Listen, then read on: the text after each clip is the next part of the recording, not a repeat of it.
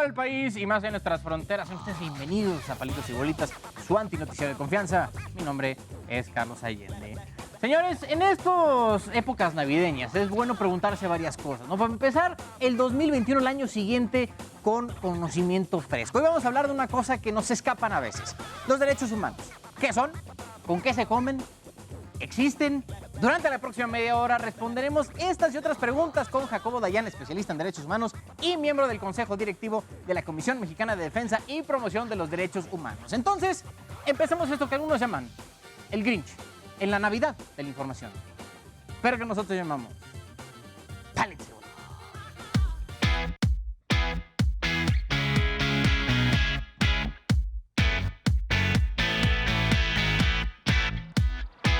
Entonces, estos temas a veces son un poco técnicos, un poco complicados y siempre es bueno tocarlos con expertos en este tema. Entonces, les decía, vamos a aventarnos el programa el día de hoy, vamos a dedicarlo al tema de derechos humanos con un expertazo en este tema. Les decía, miembro de una de las comisiones más importantes de defensa y promoción de los derechos humanos de este país, Jacobo Dayan. Jacobo, ¿cómo estás? ¿Qué tal, Carlos? ¿Cómo estás? Buenas. Todo bien, todo bien. Oye, para empezar hay que ponernos como en la misma base, yo diría. ¿Qué son los derechos humanos?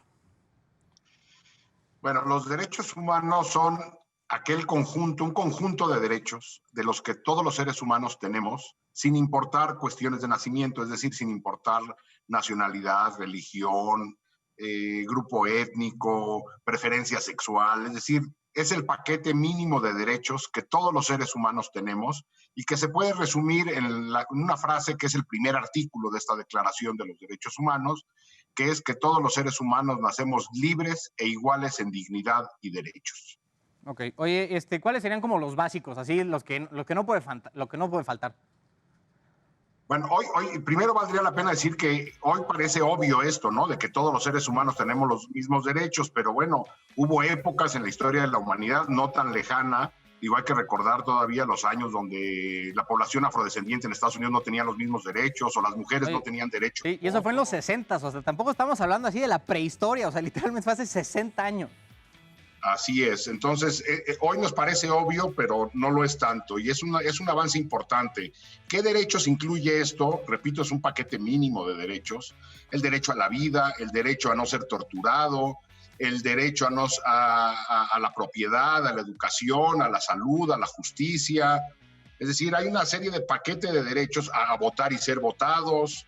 Son elementos básicos que parten desde la vida propia, es decir, la libertad de expresión, la libertad de reunión, la vida, no ser torturado, hasta cosas que tienen que ver ya con derechos culturales o sociales, el derecho al acceso a la educación, a la salud, a la vivienda, a la propiedad, a un salario justo, a gozar de un entorno internacional en paz, a votar y ser votado. A grandes rasgos son los derechos a los que tenemos todas y todos derechos. Ok. Oye, yo me acuerdo que cuando estaba así en la escuela nos enseñaron de las garantías individuales, ¿no? En México no teníamos este concepto de los derechos humanos, o al menos escrito en nuestras leyes, porque, digo, yo me acuerdo, y aquí Juan Carlos, nuestros cámaras no me van a dejar mentir, nosotros aprendimos las garantías individuales. ¿Es exactamente lo mismo? ¿Qué fue lo que cambió de un lado para otro? No, sí, en el marco legal mexicano se llamaban garantías individuales, pero en el marco internacional y ya más recientemente se llaman derechos humanos. Por ejemplo, repito, algunos importantes: la no discriminación es un derecho humano, el derecho a la cultura, al acceso. Ahora que estamos en pandemia y va a salir la vacuna, por ejemplo, todos tenemos derecho a disfrutar o gozar o aprovecharnos de los avances tecnológicos, científicos. Ok. Oye, y a ver, teniendo esa ya como base, ¿no? Que es, como, digamos, como tú planteaste, el paquete básico de derechos que tenemos todos por el simple hecho de ser seres humanos. ¿Por qué aquí en México crees, o han estudiado ahí en la comisión, que aquí nos cuesta tanto trabajo, tanto el respetarlos como el entender el concepto de lo que es un derecho humano? Bueno, yo creo que tiene que ver con que en México no se ha generado una conciencia de ciudadanía. El ciudadano o la ciudadana es sujeta de derecho o sujeto de derecho. Y en México la relación que ha habido entre la población y el gobierno o los gobiernos ha sido una relación casi clientelar, donde los ciudadanos o las ciudadanas recibimos apoyos, subsidios, ayudas y no necesariamente derechos. Por ejemplo, el derecho a la justicia. Este se mendiga en el país cuando tendría que garantizarse el derecho a la justicia, o a la salud, o a la educación, o a la vivienda. Y lo que estamos buscando como ciudadanos en México son las ayudas del gobierno y no la garantía de derechos. No. Oye, a ver, hay un caso, es que luego decimos que es que los derechos humanos luego sacan a los delincuentes. Hay un caso en el que realmente haya, como, digamos, todas las evidencias que iban a condenar a un sujeto y al final por este asunto de los derechos humanos acabó siendo libre. Sí, hay muchos casos, pero ojo, hay que poner la atención en el lugar correcto. Cuando un juicio no se realiza bien, el primer afectado, la primera persona afectada es la víctima. Entonces, cuando una persona es liberada porque el juicio se realizó mal, a quien había que culpar es a la autoridad que hizo mal el juicio y no a los derechos humanos. Es decir, todas y todos preferimos tener a las fiscalías, ¿no? Real. Claro, a las fiscalías, a los jueces, no culpar a los derechos humanos. Es decir, es como echarle la culpa al matrimonio porque alguien engañó a su esposa o a su esposo. No, bueno, pues entonces, si hay un caso en el que una persona fue liberada, no es culpa de los derechos humanos, es culpa de la justicia, del fiscal, del juez, y no de los derechos humanos. Esta es una idea, que bueno que lo mencionas, porque es muy generalizada. Pareciera que los derechos humanos defienden víctimas, no asesinos. No, los derechos humanos defienden personas, no importa si es víctima o victimario, y es obligación de la autoridad hacer las cosas bien. Si en algún caso se hace mal, no es culpa de los derechos humanos. Repito, en el caso del matrimonio es un buen ejemplo. O es como culpar a la aerolínea de que te fuiste de vacaciones porque donde llegaste estaba lloviendo. Bueno, pues es que sí, luego, como que no tenemos mucha idea y por eso te lo pregunto, o sea, porque no sé si es un tema como de educación incluso, de conocer, ¿no? De cómo está este tema, porque luego sí nos escapa un poco la idea de los derechos humanos en este asunto. ¿Y cuál crees que es la falla más grande en este asunto de aplicar los derechos humanos aquí en este país? Bueno, pues yo creo que hay muchas muy graves, ¿no? Por ejemplo, en México no se garantiza el derecho a la vida, no se garantiza no ser torturado, no se garantiza el derecho a la propiedad, y otra de las cosas más graves que es transversal a todo, evidentemente, es no se garantiza el derecho a la justicia. Y una vez que no hay justicia, pues todo lo demás se cae solito. Bueno, voy a ver, en el el octavo informe de gobierno de este presidente, dijo que aquí, ya en este país, ya se respetan los derechos humanos y se respetan como nunca. ¿Tú compartes esa opinión? Pues no, yo quisiera vivir en el país donde el presidente cree... Sí, todos estaríamos igual, estaríamos pocas tuercas, ¿no? Nueva Dinamarca o no sé qué nos vamos a hacer. Pero bueno, a ver, ¿cuál es la visión que tienes tú como experto en este tema de cómo han estado los derechos humanos en estos 2 años de gobierno de Andrés Manuel? Pues han estado igual que en los últimos años, vamos, tenemos acumulados cientos de miles de personas asesinadas, decenas de miles de personas desaparecidas, se sigue sin garantizar el derecho a la justicia, hay masacres, hay tortura, hay asaltos, extorsión, cobro de piso. Es decir, el presidente vive en un país pues, que solamente él, porque yo no entiendo dónde está viviendo. Incluso esto coincide con los reportes de organismos internacionales como la ONU, vamos. No, México está viviendo una crisis de derechos humanos. Pero no es nueva, ¿no? O sea, eso ya la venimos arrastrando ¿desde cuándo? Yo creo que desde antes de que yo naciera, ¿no? No, bueno, la impunidad desde siempre. Pero, por ejemplo, los niveles de violencia que tenemos pues, son de 3 sexenios, de Calderón, Peña y Andrés Manuel. ¿Y cuál es el derecho humano que tú ves más violentado? ¿El de la vida por el tema de la violencia o el de justicia? Porque no se castiga ningún delito. Bueno, evidentemente, ningún derecho es más importante que otro, todos son integrales, pero pues, evidentemente hay unos que son más graves, ¿no? El derecho a la vida. Pero bueno, si no hay acceso a la justicia o no hay acceso a la educación o a la salud, pues hoy en la pandemia lo estamos viendo, ¿no? Si no hay acceso a la salud, pues también está en riesgo la vida. Y si uno puede ser torturado, pues también está en riesgo la vida. Sí, todos los derechos son integrales. Bueno, voy a ver, ¿qué falta en este país, que han visto, analizado, estudiado, que nos falte para poder llegar, si no al ideal, ¿no? Donde vive Andrés Manuel, al menos a un punto medio donde empecemos a recobrar un poco de ese espacio que perdimos en la aplicación de los derechos? Bueno, primero, yo creo que le hemos echado mucho la culpa a los gobiernos y tenemos razón. Es decir, los mexicanos, las mexicanas le hemos echado la culpa a los gobiernos. Pero los gobiernos se nutren de la sociedad. Lo que necesitamos es crear una... Sí, pues digo, al final son de nosotros, ¿no? Y sí, salen de nosotros. No traemos, los policías no vienen de Dinamarca, salen de la sociedad. Y los políticos también. Entonces, lo que necesitamos es crear una ciudadanía enterada, responsable y participativa. Si no tenemos niveles de ciudadanía que exija derechos, pues lo único que ocurrirá es de que estaremos a expensas de que llegue alguien buena onda y esté dispuesto a hacer las cosas. O sea, pero no hay una acción concreta en la que ustedes vean así, no, pues seguro que si se van por aquí puede que mejore la cosa. No, lo que necesitamos es presionar, enterarnos y ser responsables. Bueno, a ver, oye, la CNDH, ya ven que tiene nueva dirección con la señora Rosario Piedra Ibarra.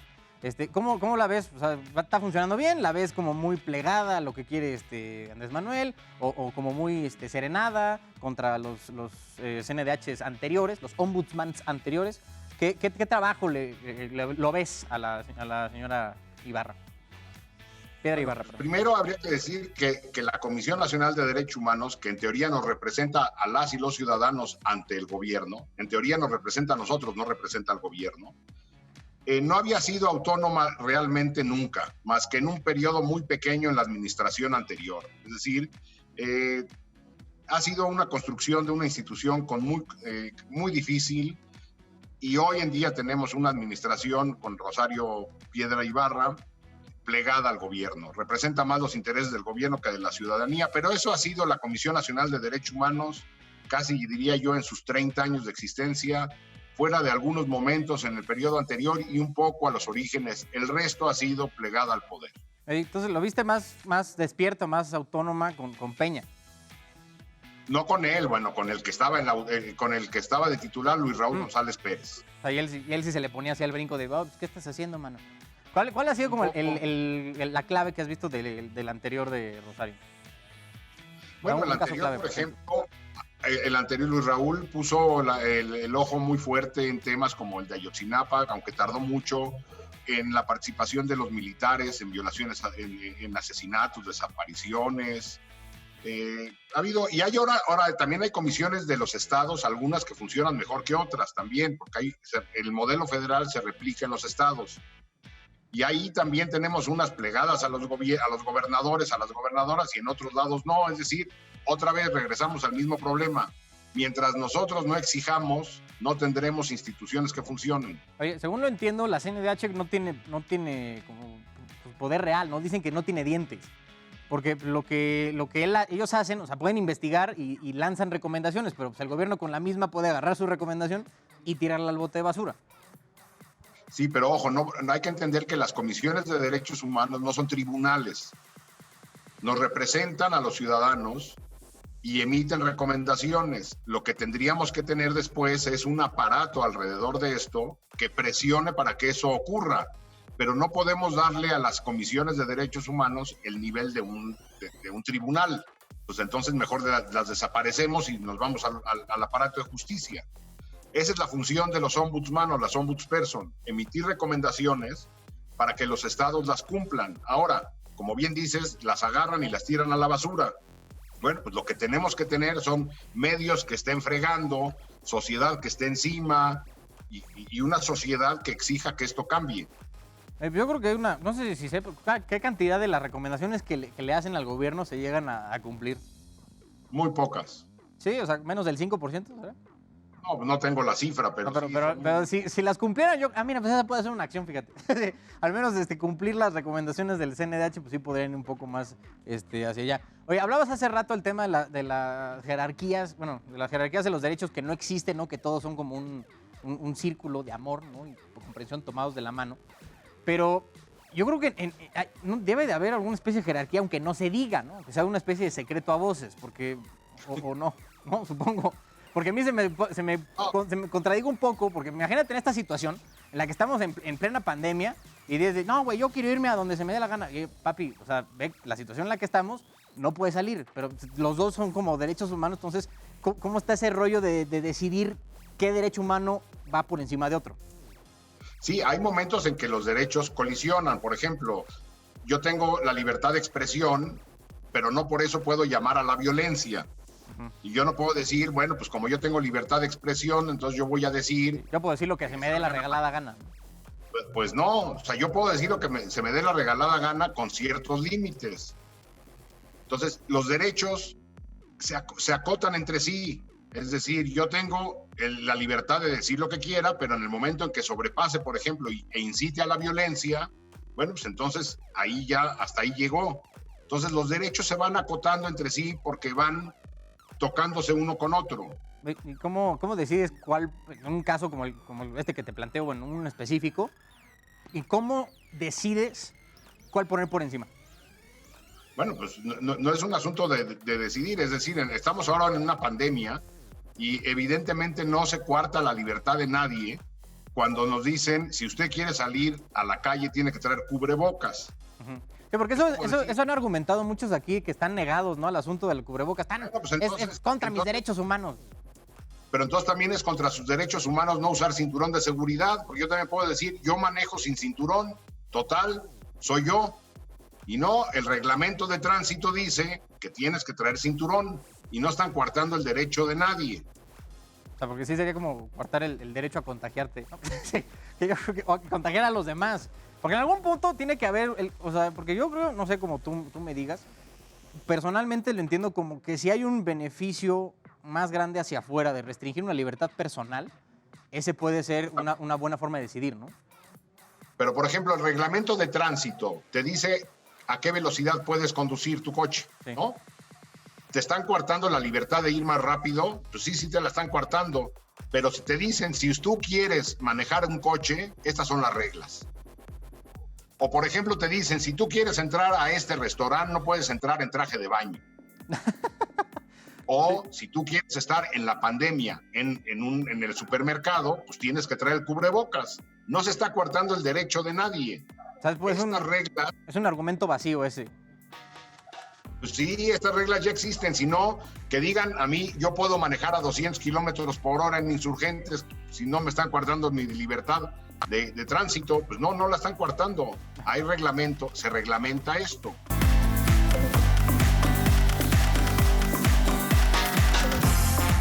Bueno, ya estamos de retache aquí, mis niños, para terminar de hablar con Jacobo Dayan, expertazo en este tema de derechos humanos.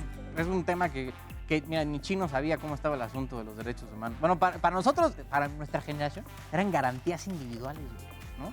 ¿Te acuerdas de...? Sí, ya todos estamos aquí dando el abuelazo. Pero bueno, volviendo con Jacobo Dayan, te decía que vamos a discutir los casos clave, ¿no?, que ha tenido el Estado mexicano, México como país, en la Corte Interamericana de Derechos Humanos. Y creo que el primero yo creo que el máximo exponente de estos ejemplos es el caso Radilla Pacheco. ¿Qué nos puedes contar del asunto? Porque es muy famoso entre los expertos, pero yo creo que conviene que todos los que nos están viendo ahorita se enteren de qué fue lo que pasó en el caso Radilla Pacheco y a qué se le condenó a nuestro país. Bueno, pues yo diría que podríamos hablar de 3 casos muy rápido. Uno es el de Radilla Pacheco, que es una persona desaparecida en Guerrero durante los años de la Guerra Sucia, desaparecida por el ejército mexicano. Y esto condenó al Estado mexicano después de muchísimos años, no nada más a resarcir el daño a la familia de Rosendo Radilla, sino a implementar una serie de medidas de búsqueda de desaparecidos y de reconstruir el tejido social en Guerrero y de buscar justicia, que pues otra vez, como las recomendaciones de la CNDH, aunque aquí son sentencias de la Corte Interamericana, el Estado mexicano, pues unas les dice que sí y otras les dice que no. Es el contentillo así nomás. Pues es que mientras no exijamos, esto es lo que va a ocurrir. Otro es el del campo algodonero, que tiene que ver con las famosísimas y tristísimas muertas de Ciudad Juárez. Ah, ya. Donde sí. También ese caso fue importante. Y hay uno más reciente que tiene que ver con la represión policial en el caso Atenco, ¿no? ¿Te acuerdas que también hubo una represión policial allá en Atenco? ¿Fue la de los macheteros? De México. Sí, pero la policía lo reprimió, hubo violencia sexual y ahí lo que se ordenó es de que hubiera protocolos de uso de la fuerza y que tampoco ha habido. Yo diría, hay muchísimos casos más, pero yo diría que Campo Algodonero, Radilla Pacheco y el caso Atenco son 3 casos muy emblemáticos en la Corte Interamericana de Derechos Humanos. Sí, ahorita que estabas diciendo como las sentencias, ¿no?, y las consecuencias que en teoría la Corte Interamericana nos impuso al Estado mexicano, digo en teoría porque ya saben, ¿no?, todo este asunto de la soberanía y tal, pero lo del protocolo de búsqueda de personas, pues ya medio está en nuestra ley, ¿no? y el protocolo de uso de la fuerza también, pues ya se convirtió en ley sobre uso de la fuerza. Pero ahora, o sea, yo creo que está bien, o sea, las podemos tener en papel, ¿no? Bonito ahí aprobados en la página de la Cámara de Diputados, pero pues falta la aplicación, o sea, que se cumpla. Pues sí, pero en México pensamos que cuando se promulga una ley es como la ley de gravedad, ¿no? Que ya uno no puede hacer nada. O sea, que ya estaba y nada más la pusimos. Sí, yo aviento algo y se va a caer porque hay una ley de gravedad, y entonces en México pensamos que porque hay una ley contra la trata, pues entonces ya no va a haber trata. Pues no, una cosa es implementar la ley y otra cosa es escribir la ley, evidentemente. Ya.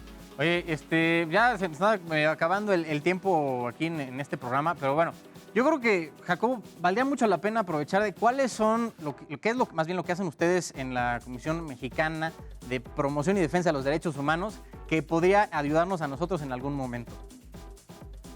Bueno, no nada más en la comisión, en varias de las organizaciones de la sociedad civil se están haciendo un montón de cosas, desde aquellas organizaciones que están, por ejemplo, buscando la legalización del consumo de la marihuana, hasta organizaciones que están tratando de ayudar a personas migrantes, a acabar con la impunidad, a defender a comunidades indígenas, a buscar mejoras en el sistema de justicia en nuestro país. Es decir, hay organizaciones de género, de todo tipo. Ya. Oye, bueno, a ver. Perdón. No, di.